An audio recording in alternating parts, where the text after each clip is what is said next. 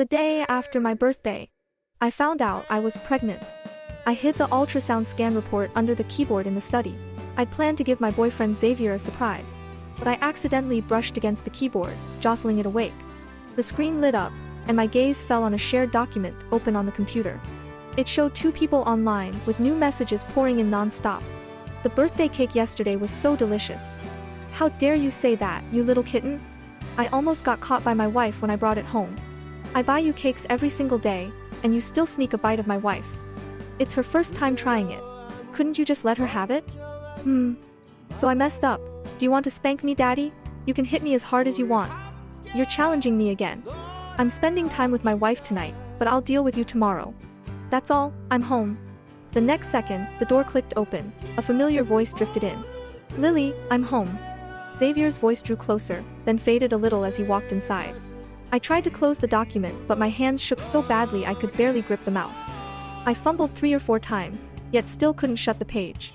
The study door, left ajar, was pushed fully open. The second Xavier laid eyes on me, his smile faded, and his brows knit slightly. Honey, you look terrible. He made to walk toward me, and I snapped sharply, don't come any closer. My shout startled him. Xavier froze for a moment, then relaxed his brow and raised his hand to cover his eyes. Oh no, are you writing again? I won't look, it's called writer's embarrassment. I get it, honey, I'll go make you your favorite cream of mushroom soup.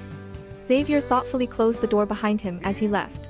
The moment it clicked shut, it was like I'd finally drawn a breath after being suffocated for a long time.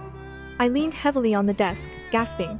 It turned out the missing piece of cream on yesterday's cake wasn't eaten by Xavier. It was extremely difficult to get a cake from Golden Candy. You have to book 2 months in advance, and even the smallest ones cost at least $10,000. I had been looking forward to this cake for a very, very long time.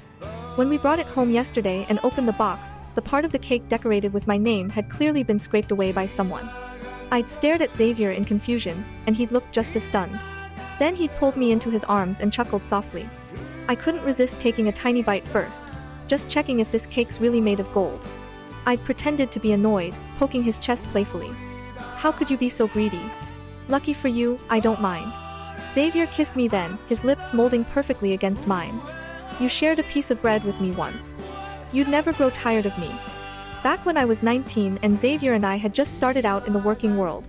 Whenever we failed to close a deal, we'd sit side by side across from Golden Candy Cake Shop, sharing the cheap bread. As I washed down the bread that were scratching my throat with water, I asked, Xavier, do you think these cakes are really made of gold? How could they be so expensive? Xavier wiped his nose, broke off half of his bread, and handed it to me.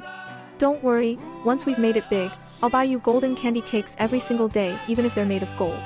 As we ate our bread, we wondered just how delicious those cakes must be. 7 years had passed since then.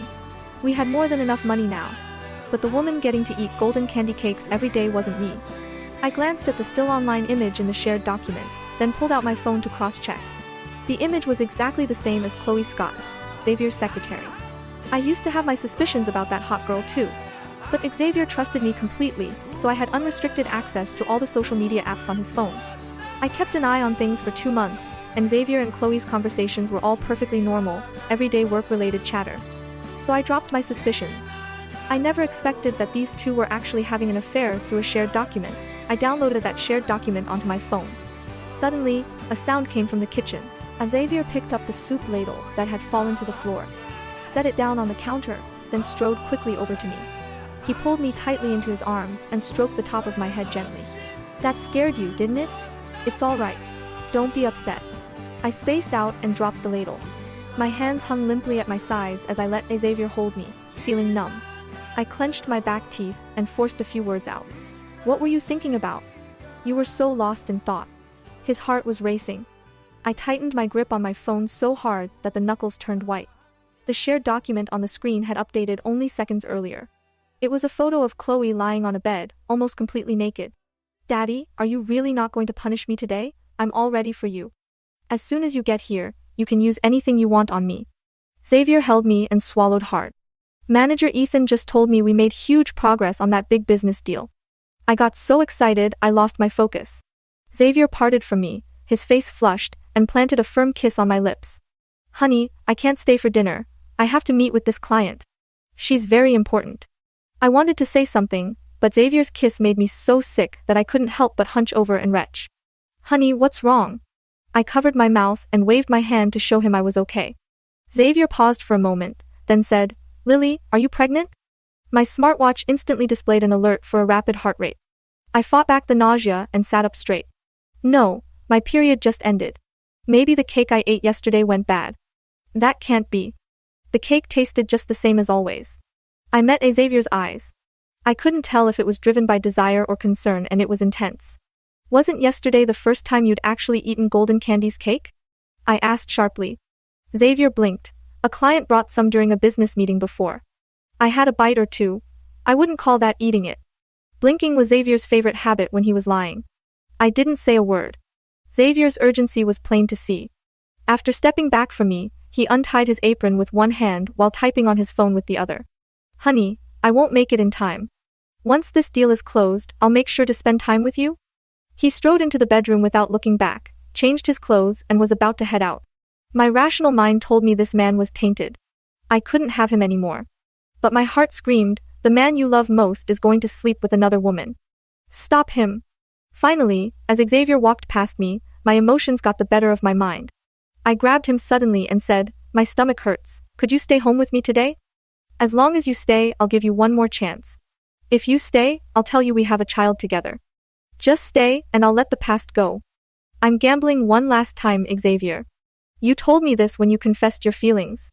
With you, I'll never lose. You promised me that. Xavier paused, turned around, and gently pried my fingers off his arm. Be a good girl, Lily. I'll be right back once I'm done. There's some medicine in the cabinet. Take a little for now. The door clicked shut again. The document on my phone was still updating. Don't wear any underwear when you come see me. I'm going to start the moment you walk in. You little whore, how can you be so horny? If you don't come soon, I'm going to take care of myself. Don't you dare do it yourself. Leave the door open for me. I'll be right there. I walked into the bedroom, and sure enough, there was a pair of worn men's underwear on the nightstand. I stared down at the engagement ring on my middle finger. The diamond glinted, yet it felt as though it was mocking my innocence. In half a month, we would get married. I took the ring off my finger, longing to be like the heroines in the novels I wrote. Walking away without a single backward glance, but I couldn't bring myself to do it. The empty, hollow feeling on my bare finger after taking off the ring was like ants gnawing away at my heart. How could the childhood love we'd shared since we were 15, growing up side by side, eating together, living together, be thrown aside so easily? I yanked the ring back onto my finger so hard that the skin on my finger was cut and bleeding. Without even taking the time to change my shoes, I rushed downstairs, started the car, and followed Xavier. The whole way there, I kept making excuses for Xavier. Maybe he really was going to meet a client. Maybe the person in that document wasn't Xavier. Until I followed Xavier to the entrance of a high-end apartment building, my heart finally sank to the bottom. Xavier hurried upstairs. The document had new content again. How about doing it on the balcony today? I did something wrong. Big Daddy has to punish me in front of everyone before I can learn my lesson. Chloe is such a good little girl. Daddy is coming to spank you now. You are not allowed to wear clothes. You said it would start the moment I enter the door. I stood downstairs and looked up. A few minutes later, on the window of the 7th floor, the silhouettes of two people tightly entwined in intense lovemaking were reflected. With a clang, the engagement ring on my middle finger fell to the ground without any warning. Like our relationship, it finally shattered. My editor sent me a message. Lily, how is the ending of the new book going? If it is any later, it will not make it to be finished before your wedding. My heart suddenly felt like it was being pricked by 1,000 needles, a dense and piercing pain. Me and Him was the book I was most satisfied with. The prototype was Xavier and me. Ever since it was signed and serialized, this book had become a huge hit. I had originally wanted to use this book at the wedding to tell of the deep love between Xavier and me over these years. But now it seemed I'd written a massive joke in hundreds of thousands of words. I replied to the editor that I'd send it to her as soon as possible, then turned off my phone and went home. That night, I had many dreams.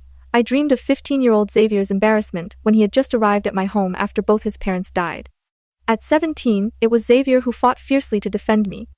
At 18, I felt his sincerity as he held me in his arms, tears streaming down his face, promising to give me a home. And now, at 27, he had intercourse with another woman. All of these were him, yet none of them were him. Perhaps the Xavier I loved was long gone. So long gone that I didn't even realize exactly when he had disappeared. In the morning, I was awakened by a rustling sound. I thought Xavier had returned. But when I opened the door, the person before my eyes made me freeze in place.